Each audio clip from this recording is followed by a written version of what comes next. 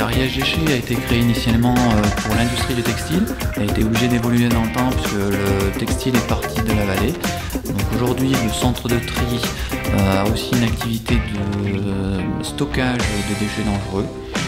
Donc depuis maintenant un peu plus de 30 ans, on est spécialiste dans le monde du déchet. Donc on s'occupe principalement d'industriels, très peu de particuliers, et on évolue constamment au fil des années.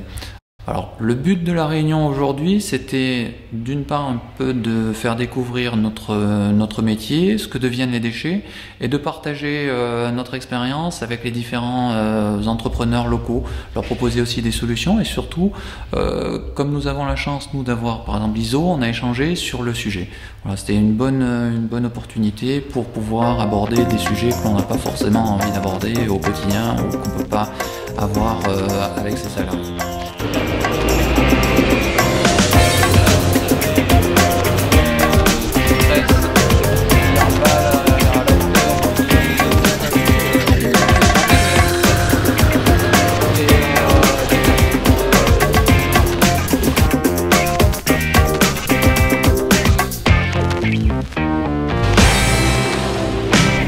Donc on est beaucoup plus cher. Ouais, je sais.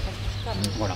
Donc là, vous allez voir, hein, j'ai une benne peneuse, c'est-à-dire que j'ai des gens qui viennent. Alors phénomène, je pense que le phénomène est arrivé il y a déjà beaucoup de temps en arrière, mais je dirais c'est une prise de conscience verte pour l'environnement. C'est une bonne chose. Donc même les pouvoirs politiques s'en sont mêlés. On a de plus en plus de normes, de volonté de traiter correctement ces déchets, et surtout nous Ariège Déchets, ce qu'on veut, c'est être le plus clair possible, ne pas se dire que demain vous nous confiez vos déchets et on va les enterrer dans votre jardin. C'est pas la philosophie. Venir stocker ou tout simplement que c'est interdit. S'ils sont interdits, on ne les prendra jamais ici. En revanche, on peut les emmener directement chez le prestataire qui va les traiter. Voilà. Mais en revanche, le condensateur, lui, n'aura jamais le produit interdit. Par exemple, le mercure, là en l'occurrence, ne fait pas partie du déchet. Parce que je vous le dis, on en a fait du mercure, et le mercure a été traité directement par le prestataire. Ah. On l'a emmené directement, il n'est pas venu ici. Ah. Voilà. Parce qu'il y a des filières vraiment spécifiques. Intéressant, c'est vrai que les déchets, on en fait tous. On ne pense pas toujours à ce qui se passe après. Et là, de voir comment c'est trié, comment c'est stocké, comment c'est renvoyé sur les sites pour les traiter, c'est intéressant. Et puis, ça permet de se dire, il faut y penser au quotidien, de les gérer au mieux, essayer d'en faire le moins possible. Mais c'est quand même rassurant de voir qu'il y a un suivi, que c'est pas traité n'importe comment. Voilà, c'était une visite très intéressante.